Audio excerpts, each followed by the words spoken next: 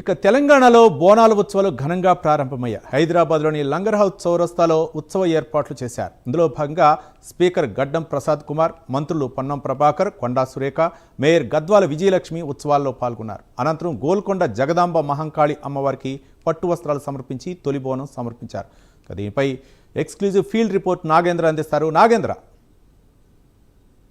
తెలంగాణ రాష్ట్రంలో ముఖ్యంగా తెలంగాణ ప్రజలంతా కూడా ఎంతో భక్తి శ్రద్ధలతో నిర్వహించేటటువంటి బోనాల సంబరాలు ఈ రోజు నుంచే ప్రారంభమయ్యాయని చెప్పాలి. ముఖ్యంగా హైదరాబాద్ నగరం అంతా కూడా బోనమెత్తిందనే చెప్పాలి. ఈరోజు గోల్కొండ కోట వేదికగా ఈరోజు గోల్కొండ బోనాలు ప్రారంభమయ్యాయి. ఈరోజు ముఖ్యంగా దేవాదాయ శాఖ మంత్రి అయినటువంటి కొండా సురేఖ, అదేవిధంగా ముఖ్యంగా రవాణా శాఖ మంత్రి అయినటువంటి పొన్నం ప్రభాకర్తో పాటు అదేవిధంగా స్పీకర్ గడ్డం ప్రసాద్ వీరి ఆధ్వర్యంలో ప్రభుత్వం తరపున గోల్కొండ కోటలో ఉన్నటువంటి జగదాంబ అమ్మవారికి పట్టు వస్త్రాలు సమర్పించడం జరిగింది. ఇక్కడ నుంచే ఈ రోజు నుంచే గోల్కొండ బోనాలు ప్రారంభమవుతాయి. ముఖ్యంగా ఈ బోనాలకు సంబంధించినటువంటి అంశంలో ప్రత్యేకంగా ప్రభుత్వం ఇప్పటికే 20 కోట్లకు పైగా కూడా నిధుల్ని కేటాయించడం జరిగింది. ఈరోజు ప్రారంభమయ్యేటటువంటి బోనాలు నెక్స్ట్ మంత్ 24వ తేదీ వరకు కూడా జరగబోతున్నాయి. ముఖ్యంగా హైదరాబాద్ నగరంలో ఈరోజు ప్రారంభమైనటువంటి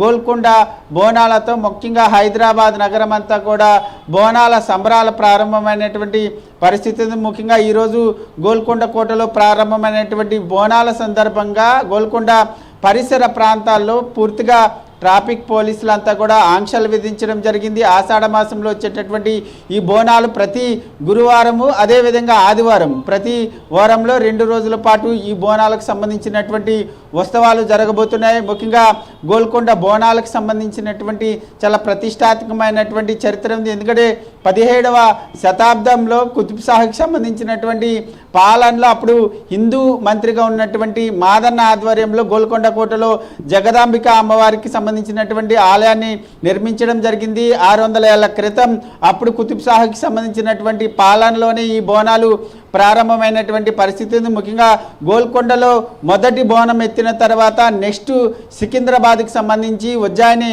అదే లస్కర బోనాలుగా మనం పిలుచుకుంటాం. ఉజ్జయిని మహంకాళి బోనాలు ఈ నెల 13వ తేదీన జరుగుతాయి.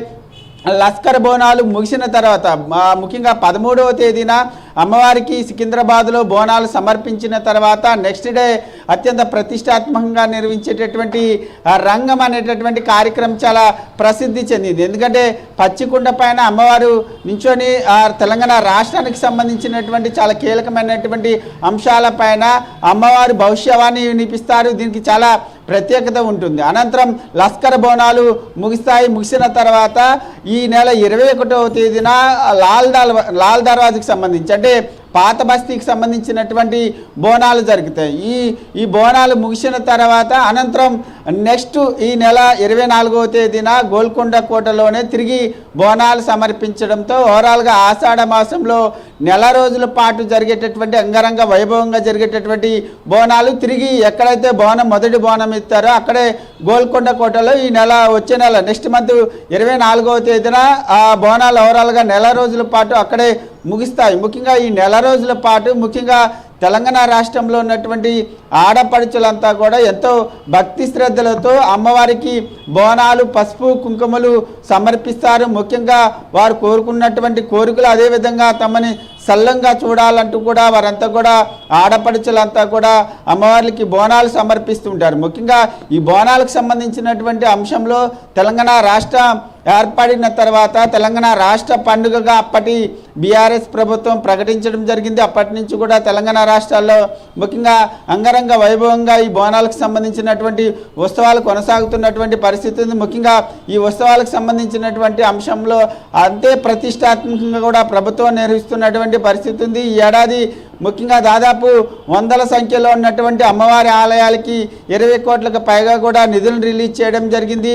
ముఖ్యంగా ఒకవైపు ప్రభుత్వానికి సంబంధించినటువంటి మంత్రులంతా కూడా ఎక్కడికక్కడ ఆలయాల్లో అన్ని ఏర్పాట్లను కూడా పకడ్బందీగా నిర్వహిస్తున్నారు. ముఖ్యంగా ఈ అమ్మవారికి సంబంధించినటువంటి బోనాలు సమర్పించేటటువంటి సమయంలో ఎటువంటి ఇబ్బందులు తలెత్తకుండా ప్రతి ఒక్కరూ కూడా అమ్మవారికి ప్రత్యేకంగా పూజా కార్యక్రమాలు నిర్వహించడం కానీ వారికి ఎటువంటి ఇబ్బందులు తలెత్తకుండా అమ్మవారిని దర్శించుకునే విధంగా అన్ని ఆలయాల్లో కూడా ప్రత్యేక ఏర్పాట్లు చేస్తున్నటువంటి పరిస్థితి. ముఖ్యంగా ఈరోజు గోల్కొండ కోటలో మంత్రులు ప్రభుత్వానికి సంబంధించినటువంటి ఆధ్వర్యంలో ముఖ్యంగా పట్టువస్త్రాలు సమర్పిస్తే, మరొక వైపు ఈ నెల 13వ తేదీన సికింద్రాబాద్ వేదికగా జరిగేటటువంటి లస్కర బోనాలకు సంబంధించి ముఖ్యంగా తెలంగాణ రాష్ట్ర సీఎంతో పాటు అతిరథ మహారథులంతా కూడా ఆ లస్కర్ బోనాలకు సంబంధించినటువంటి ఉజ్జయిని మహంకాళి అమ్మవారిని దర్శించుకోబోతున్నారని చెప్పాలి. మొత్తానికైతే ఈ రోజు నుంచి తెలంగాణ రాష్ట్రంలో అంగరంగ వైభవంగా ముఖ్యంగా బోనాలు ప్రారంభమయ్యాయని చెప్పాలి. Right, thank you Nagendra.